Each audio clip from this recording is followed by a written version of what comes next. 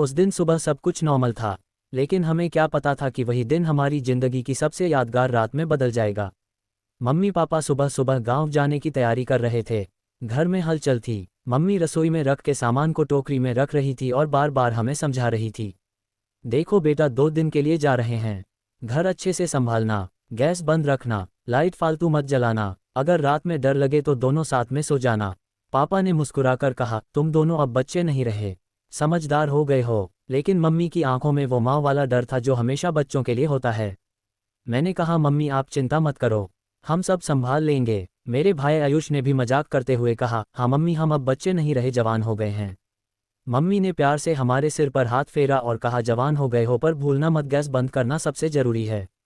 हम दोनों हंस पड़े। कुछ ही देर में वह दोनों ऑटो में बैठकर निकल गए। उनकी परछाई जैसे ही गली के मोड़ से ओझल हुई, घर में सन्नाटा उतर गया। शुरुआत में तो हमें बड़ा मजा आ रहा था, घर जैसे हमारा हो गया हो, कोई टोकने वाला नहीं, कोई रोकने वाला नहीं।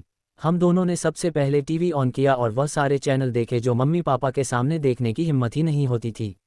दोपहर तक हमने मैगी बनाई, हंसी मजाक किया और फिर हम अपने फ़ोन में खो गए। शाम होते होते जब सूरज की रोशनी दीवार से खिसकर खिड़की पर पहुंची तो घर में अजीब सी खामोशी भरने लगी। बाहर सड़क पर कभी कभी किसी की बाइक के गुजरने की आवाज़ आती, लेकिन घर के अंदर जैसे थम गया था। मैं खिड़की के पास बैठी आसमान देख रही थी। बादल गिर आए थे और हल्की हवा चल रही थी। अचानक बिजली थोड़ी झोंपड़ी सी मारकर बुझी, फिर आई, दिल धक से रह गया। मैंने धीरे से कहा, भाई अगर लाइट चली गई तो? उसने कहा, तो मोमबत्ती जलाएंगे, डरने की कोई ज़रूरत नहीं। रात के करीब 8:30 बजे। मैंने कहा, चलो कुछ खाने का बना लेते हैं। भाई बोला, चलो आज मैं भी मदद करूंगा। मैं मुस्कुराए, मम्मी देखती तो हैरान हो जाती। हम दोनों किचन में गए। मैंने आलू की सब्जी और रोटी बनाने का सोचा। गैस ऑन की, तेल डाला और फिर बातों में लग गए। भाई ने मोबाइल में गाना लगाया और जोर जोर से गाने लगा। मैंने कहा, थोड़ा धीरे वरना पड़ोसी सोचेंगे हम पार्टी कर रहे हैं। सब्जी पक रही थी, रोटियां बन रही थी, बीच में हम हंस रहे थे, मस्ती कर रहे थे। उस वक्त कहीं से भी डर का एहसास नहीं था। करीब 9 बजे खाना बन गया। हमने गैस का बटन घुमाकर बंद किया। कम से कम हमें लगा कि हमने बंद किया है। प्लेटों में खाना परोसा और टीवी के सामने बैठ गए। मूवी चल रही थी, दोनों खाना खाते हुए हंस रहे थे, चुटकुले सुना रहे थे। उस वक्त कौन सोच रहा था कि कुछ ही घंटों बाद वही घर मौत के मुहाने पर खड़ा होगा। खाना खाकर मैं सिंक में प्लेट रख कर आई, तभी मम्मी का फ़ोन आया। बेटा खाना खा लिया? मैंने कहा, हाँ मम्मी सब बढ़िया। उन्होंने कहा, गैस बंद कर दी?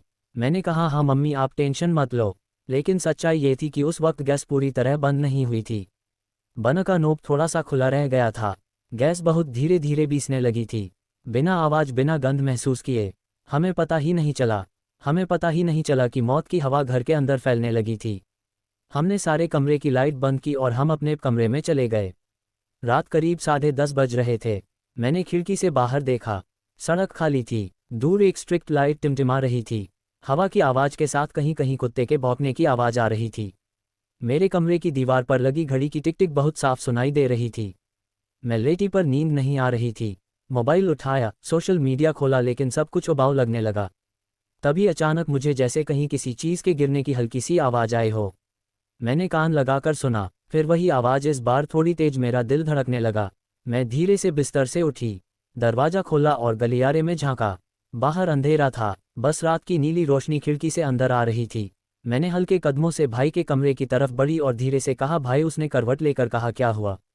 मैंने कहा, कुछ आवाज़ आ रही है। उसने, आधी नींद में कहाँ से? मैंने कहा, शायद किचन से। उसने करवट बदली और बोला, चलो देखते हैं। हम दोनों धीरे धीरे गलियारों में बढ़े। मेरे पैर ठंडे पड़ गए थे, सांस तेज चल रही थी।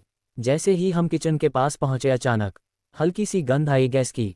भाई बोला, रुको। उसने लाइट ऑन की पर स्विच दबाने से पहले ही उसने महसूस कर लिया कि गलती हो गई थी। उसने तुरंत मेरा हाथ पकड़ा और बोला, पीछे हटो, लाइट मत ऑन करना। उसकी आवाज़ में डर था। हम दोनों पीछे हट गए। दरवाजे से अंदर झांका तो गैस स्टॉप के पास रखा कपड़ा हल्की चिंगारियों से सुलग लग चुका था। शायद किसी बिजली के स्पर्श या पहले से जले टुकड़े से चिरांगी निकली थी। सेकंडों में वह कपड़ा जल गया और पास रख के अखबार में आग लग गई। मैं चीखने लगी, भाई कुछ करो। उसने कहा, पीछे हटो। उसने बाल्टी में पानी डाला, लेकिन अंदर जाना खतरनाक था। जैसे ही उसने बाल्टी फेंकने की कोशिश की, आग और फैलने लगी।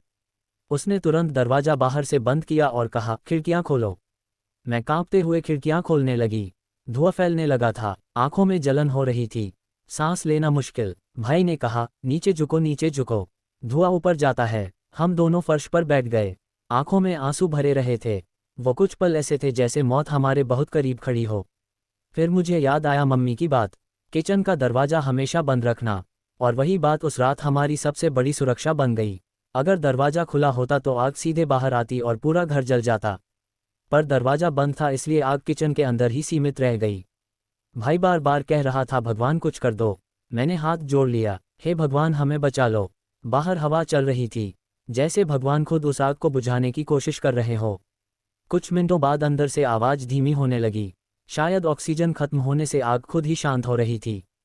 हम दोनों दरवाजे के पास चुप बैठे थे, एक दूसरे का हाथ कसर पकड़े हुए। मेरी हथेलियां पसीने से भीग चुकी थी।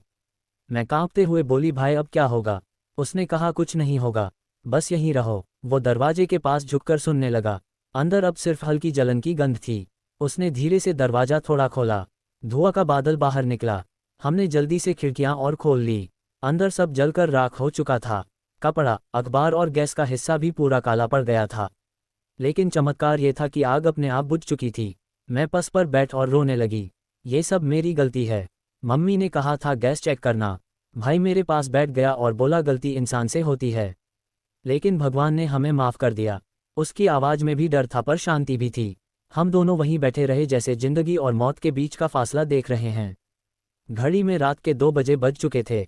बाहर सन्नाटा था, अंदर रात की गंध। हमने फिर सारे दरवाजे खिड़कियां बंद की, पंखा चालू किया ताकि धुआं निकल जाए। उस रात को जिसने हमें जलाया नहीं बल्कि रोशनी दिखाई दी, और शायद यही जिंदगी की असली मतलब है।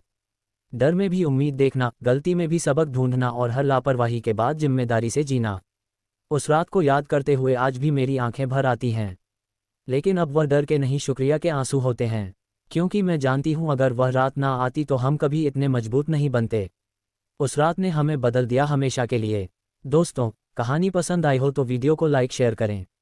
साथ ही अगर आप हमारे चैनल पर नए हैं तो चैनल को सब्सक्राइब जरूर करें। मिलते हैं एक नई और सच्ची कहानी को लेकर, तब तक के लिए आप सबका थैंक यू।